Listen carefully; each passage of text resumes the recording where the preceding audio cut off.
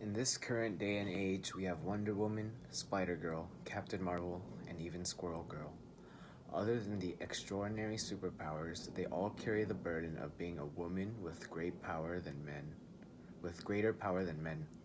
But not all female heroes wear capes, and a prime example of a hidden hero is Tilly Olsen and her main female lead of Yonendio, Maisie Halbrook. We may consider the likes of Wonder Woman, Spider Girl, and all other female symbols modern, but we could also say Maisie is a modern hero. That is, in the sense of the 20th century. Maisie Halbrook became a hero at the age of 6, traveling with her mother and father and her large family in an attempt to escape the inescapable, a country rippled in the Great Depression. The story is filled to the brink with many modernistic viewpoints, but feminism shines the brightest among a long list. As a result, Olsen is able to resonate with her family audience to a greater extent, ultimately allowing her to reach out and empower women of any age that are due to face the harsh realities of their time.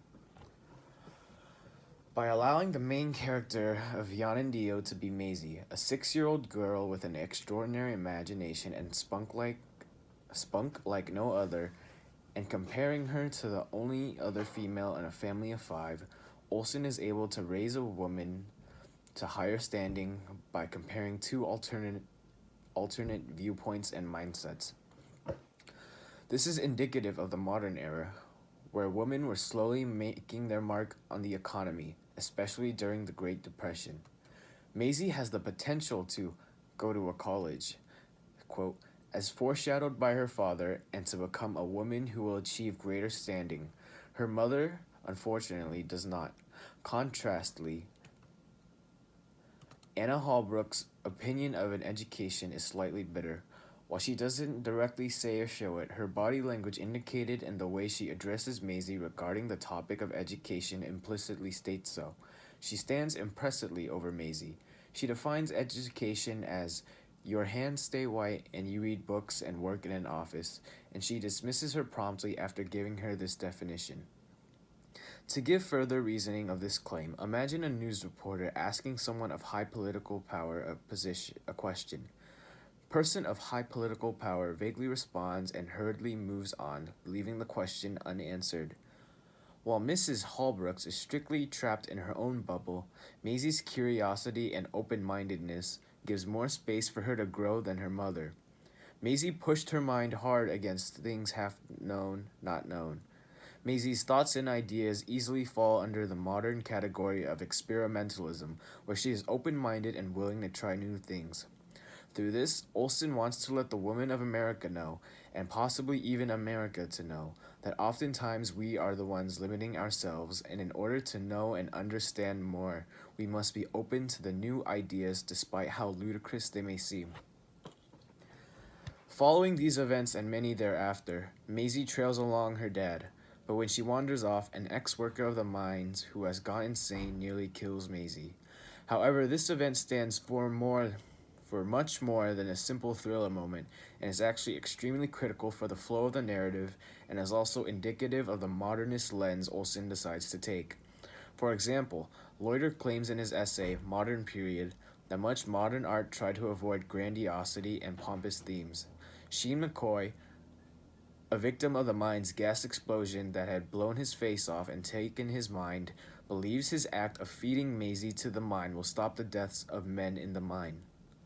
Give her a sweet baby, and she'll want no more. McCoy, albeit insane, believes he is doing an act of heroism, yet in the eyes of a modernist, grand acts of heroism is to be avoided. The idea is clearly present here, because if it weren't the case, McCoy would have succeeded in feeding Maisie and became the hero.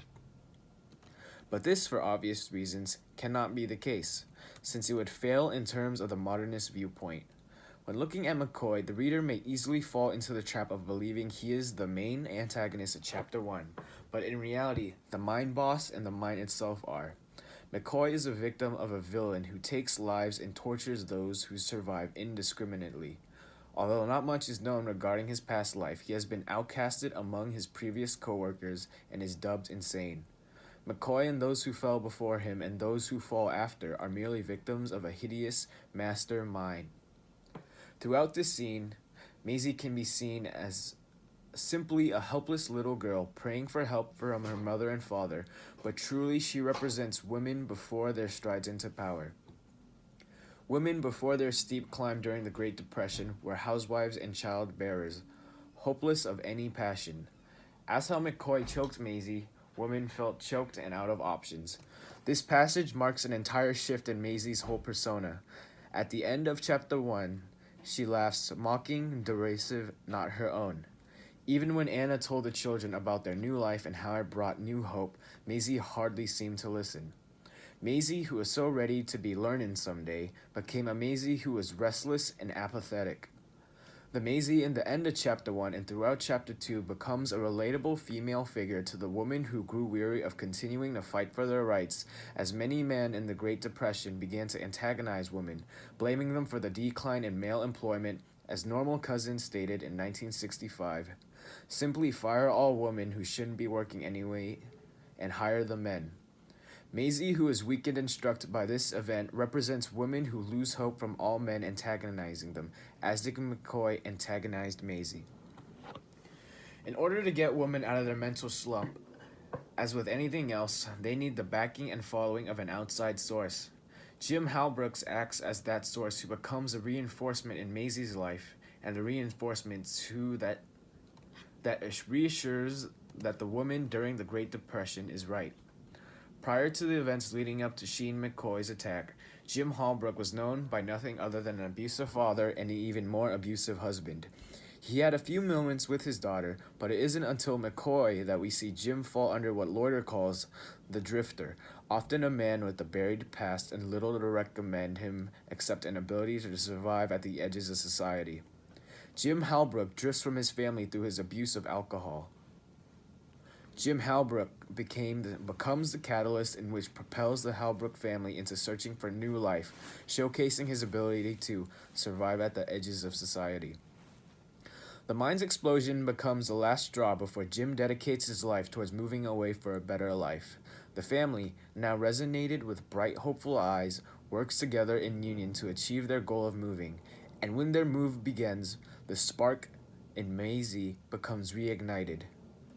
Maisie's goodbye moment with the house lingers, indicating a faint glimmer of hope that the reader will see the Maisie grow into something large, as does the woman who Olsen knows will continue to break the limits society has defined for them. What makes heroes so lovable is their ability to overcome adversity no matter how hard it hits them, and Maisie is no different. Heroes are lovable, kind, and think out of the box. Maisie is no different. Heroes fail and become scarred. Maisie is no different. A hero cannot be a hero if the opinions of their followers see not. Maisie is no different.